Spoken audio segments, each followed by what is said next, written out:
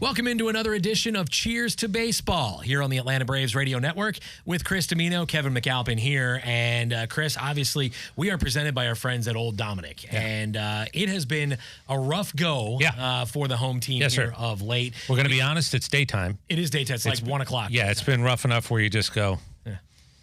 One of these. Yeah. We're going to start early. We're going to start early on this. Let's go, boys. Come on, boys. No, we are obviously talking all things Major League Baseball, obviously focused on what's going on here in Atlanta with the home team, Chris. And obviously, we talk so much about the offense and the lack of production with runners in scoring position. And the question I get asked more than anything, and I'm sure you do as well, what is it going to take to turn this thing around? And again, there is no one thing. There's not click your heels 3 times. There's no magic potion. Nobody's bottled it and has kept it from us. There's no secret in them.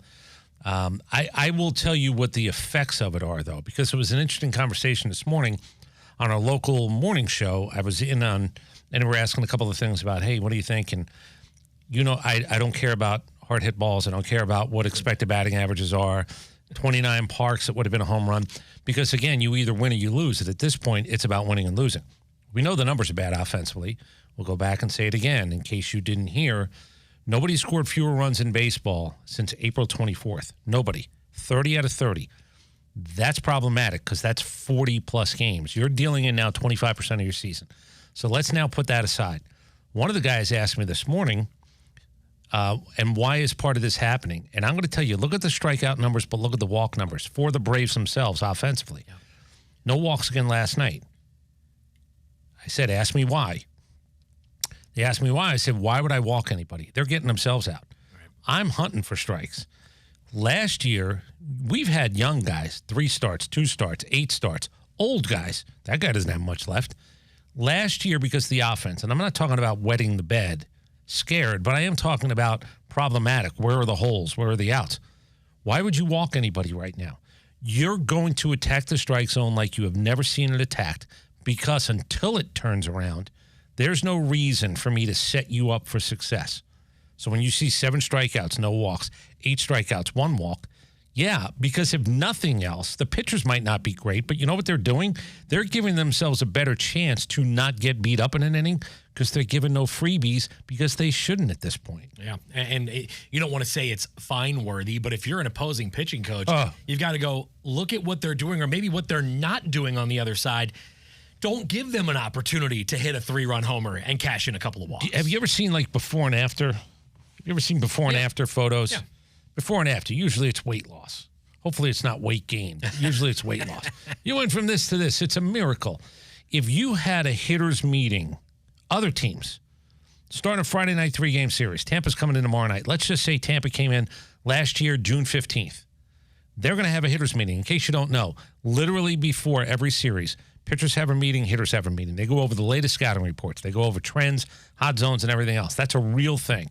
That's where numbers and analytics, it's not overwhelming at that point. They're just giving you ideas. He's hitting this. This is where he's struggling. Doesn't matter. If you had a tape of a hitters meeting last year getting ready for the Braves in a 3-game series compared to this year, I'm sorry, they would treat it with respect because any night anybody can beat you, but it's a different conversation. Yeah. Because to find outs last year was difficult. Mm-hmm. My last thing that I would say if I'm a pitching coach, my last thing that I would say if I was a catcher to anybody on the mound, big resume, little resume, hardly any resume, throw strikes.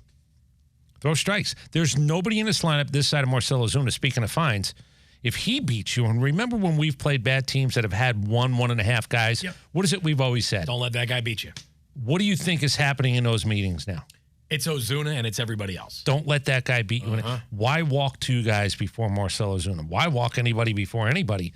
But it was really interesting that it hit me when the question was asked, but why aren't we walking? Because nobody is nibbling. Mm-hmm. And I'll give you another one. We say this all the time. If you're a veteran, you get umpire benefit of the doubt. You've earned the right, let's just say. What Braves hitter has earned the right to not maybe get bumped on a 3rd strike, get bumped to turn a count to 0-1? They don't want to do that, but there is this sort of unconscious thing that These guys are struggling right now. I mean, I saw Marcell Ozuna rung up on Wednesday night on a pitch out of the zone. He's the exception. He shouldn't have been. Right. Like he should be given the benefit of the doubt, right? And either he should have blew his top and needed Snit to come out and get him, or again, we talked about it today. I thought Snit should have come out. That would have been an organic moment to just go, you just screwed my best hitter. Yeah. You just screwed my best hitter. That could have been the night where maybe he could have flipped out a little bit. Yeah, well, it doesn't happen. Braves are trying to avoid being swept by the Orioles as we speak. They will come home and see the Tampa Bay Rays, a struggling ball club. They'll see the Detroit Tigers Monday, Tuesday, and Wednesday. Boy, it feels like we're supposed to be saying what? On paper, this is an easy stretch for the Braves. What's the reality right now? There is no easy stretch for this team right now. That's exactly it. And look, you lose 3 out of 4 to the Nationals back-to-back weeks, drop a series at home to the Oakland A's. You can't afford to look past anybody. Now, all of that being said, can we give a little bit of good news? Like I just said, a little sliver of good news. What's there, like 96 games left in the season? I don't believe the product you're seeing on the field right now is what you're going to see come September. No. By the way, you can't be 31st in runs scored, so just that number alone will tell you can't be worse because you're already at the worst for an extended period of time. I agree 1,000% with that part. It's the one thing. Try to explain again. Is it a long season? I'm not going to the back of the card. I'm not going to any of those things. I am going that there's no reason to believe they're going to be the worst offensive team in baseball for the next 40 games. Right. There's nothing that would. This past 40 would say, I'm not guaranteeing they won't be close to the bottom, but we joke. Would I get a tattoo? Would I shave my beard? All the things that people joke about. Yeah. My guess is I'm willing to put on the line something. Pride, ego, and just say, I don't think over the next 40 games they're going to be the lowest scoring team in baseball. Can I tell you the mistake I made this morning? Maybe you heard it while you were coming into the office? No, but I do know that I've heard a little bit of that going around where if they do this, then I will do that. Yeah, well, John Michaels on our local morning show here on 680 The Fan in Atlanta, he said that he volunteered that he would get a tattoo if the Braves won the World Series. I don't even know what you were dumb enough to say, but I'm going to tell you where you might have erred. Okay. How many tattoos do you think he has? Him, a whole lot more than I do. He's willing to get up in the morning to get a tattoo for no reason. Mm-hmm. So did you get sucked into? I got sucked into it. So what did you say? He said, would you get one too? And I said, if what? Well, if the Braves win the World Series. Okay. And I said, you know what? If you hold my hand, because I have the lowest pain tolerance and threshold of anybody I've ever met. Okay. I get the common cold, and I ask my wife to take me to the hospital. Like I'm ready to just get put under. I mean, I have that's on tape, by the way. But at least you know yourself. I know it. She'll be the first to admit it. I have zero pain threshold. Now that being said, I have a college roommate, a buddy of mine, and this is again going back 20 plus years ago. Remember when the Chinese symbols were people were getting them on there? Yeah. And by the way, you know what most people found out later? It doesn't say what you think it said. No. I've heard that rumor too. Yeah. His doesn't say what it thought it meant either. This was a football player, and I'm going to leave his name out, but a football player, roommate of mine at Temple University, he got the Chinese symbols. And when you ask him what it means, he says, 2 C's. And I said, does it really mean like 2-letter C's? He goes, no, it means 2 C's. It hurt too bad I couldn't have him finish the day. So Carpe, not D. No. It's in the Chinese lettering. And is it? You're a football player, dude. It's not SEAS because sometimes, again, these tattoo guys, they're not multilingual. No. So I don't even know what tattoo I volunteered for, but I told John Michaels, if you hold my hand, if you're with me, if that's what it takes, I know, but you have nothing to do with whether they're going to World Series. I'm just telling you, you made a bet with a guy to get a tattoo with a guy who'll go get a tattoo for no reason. Right. He wakes up, farts in the morning, and goes, oh, that might be tattoo worthy. Yeah, it's not like a sleeve. I'm not volunteering for a sleeve. I know. So again, they will not be the worst offense in baseball for the next 40 games. That would be my okay. Remember, though, you're not feared. You have holes, and it becomes more difficult not to snap out of it, but to sustain what felt easy last year. Mm-hmm. You scored 9 and lost the game. You scored 8, and that's really your runs for the month. I think it's 19 runs in 9 games other than those 2. And by the way, good news, Matt Olson had 2 RBI last night. So that thing I did with Aaron Judge, who has 17 RBI this month, the Braves were losing 17-15 to Aaron Judge with 6 of their everyday players. It's now tied 17-17. Okay. Aaron Judge has as many RBI this month as 6 regulars in your lineup who have the same 17. Can we change that? Can that change like like now. Like, I don't know what we. Yeah, no, we're I trying don't know. Jobu. We're trying drinking during the day. know. We're trying to do everything on our part. Do you know what I donated to Jobu? In case you don't know, JOEBOO, because nobody wants to get sued. Major League Jobu, Yeah, hats for bats, rum. We now cigars. The morning show here bought a troll doll, but it looks sort of. It's got blue hair, which is kind of interesting, and they're going to try to.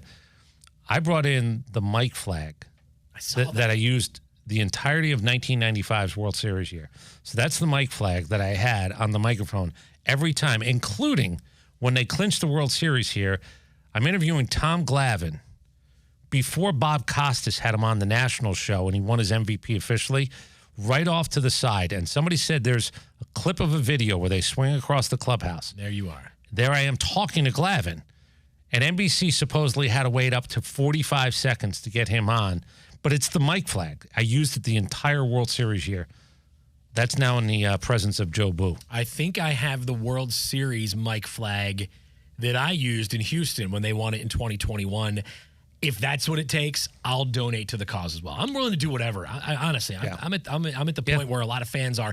And again, it's humbled us. Yes, no doubt. I will say, I tell everybody, you're not entitled to anything. No. I tell my kids that.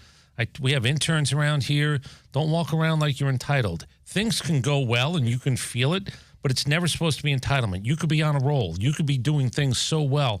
You could be lucky. You could be a combination of all those things. But the minute you feel entitled, I will say as a Braves fan, I'm not screaming. I'm not yelling. I now remember the frustration when it wasn't good. I'm not owed them to be the best offense in baseball. I think I'm a little bit. I'm going to get a little out of line here. I think I'm owed for them not to be the worst offense in baseball, if we're really going to be honest. But there's a little bit of a wake-up for everybody. For me as a fan, there's a little bit of a wake-up that just because you have doesn't mean you will. Just because you have doesn't mean you're supposed to. And again, a little wordy for a T-shirt. I don't think anybody's going to chisel that in 1,000 years now. People are going to go, wow, he was so wise. Yeah. But it is how I do think when something more likely goes wrong than right. You better have a little bit of that feeling of, we're dealing in a reality now. 40 games is a reality. I've tried everything. I've tried filling out my scorebook left-handed. Saw that. You changed seats last night. I changed seats last night. Pre-game show. We're trying drinking during the afternoon. This might be the one. This might be it. And look, if do you know there's a chance we're going to walk out in a break? You get your computer on? Go to MLB.com. Is there any score yet? We do not know. We're recording this in the first inning of the ball game. All I know, if they score 9 runs today, it's day drinking for the rest of the season. That's what we're going to have to do. I could turn into a problem for my family. Go ahead. Is there a score? End of the first, Atlanta 2, Baltimore 0. 2-0. Day drinking is working. We've done it. We have cracked the code. 2 runs in the first inning. I'll say Jobu might have something to do with it, too. All right. Us drinking, Jobu drinking. And now score 7 more. That'd be great. Yeah, score 7 more. Listen, if they score 9 runs today, we're doing this again tomorrow. I would agree. In the first I would agree with you. All right. Well, listen, that's going to do it for us. We have work to do. I got to do a post-game show, so I can't drink too much of this. Yeah. But, Chris, this is good stuff. Old Dominick, whether you're looking for the bourbon, the whiskey, this is the 100 proof. I was looking at this before we went on the air. Yes, sir. This is the bottled in bond Tennessee whiskey. I don't know what that means. Aged 5 years. It was distilled in the fall of 2017. It's 100 proof. Aged in Tennessee white. Wasn't that the last year of crap around here? It was the last year of crap. We figured it out. What the hell took us so long? What were we waiting for? I don't know. I drink enough at my house. I didn't need to be drinking at work. All right. Well, I'm going to put this in safekeeping. We'll make a line on where it is after we record this podcast on Thursday afternoon. We do want to thank Chloe for helping us out. Chloe! For being behind the scenes. Chloe! She refused. She's going to go to the gym later on. She's going to be more responsible. She's young and responsible. She's got a workout to do, she told us. I'm old and irresponsible. Yeah. Complete opposite. I got baseball practice tonight, 5 o'clock. Got to get those 9-year-olds. I think I'm going to be told I have to do something. I'm just not sure what it is. Yeah. But then I might not do it. Cut the grass. You know why? Because I'm 61 years old. There you go. I'm at that phase in my life where I just might not do it anymore. Well, listen. I'll do what I want to do. I'm a man. I control my own fate. I do have the family coming to town. I got my in-laws coming in. I got my brother-in-law and his wife and the 2 kids. Old Dominick, if you're out there, if you're watching, we could use a couple more bottles to get through the next week. In the meantime, if this score holds, they score 9 runs today, we're back with you tomorrow on another episode of Cheers to Baseball, brought to you by our friends at Old Dominick.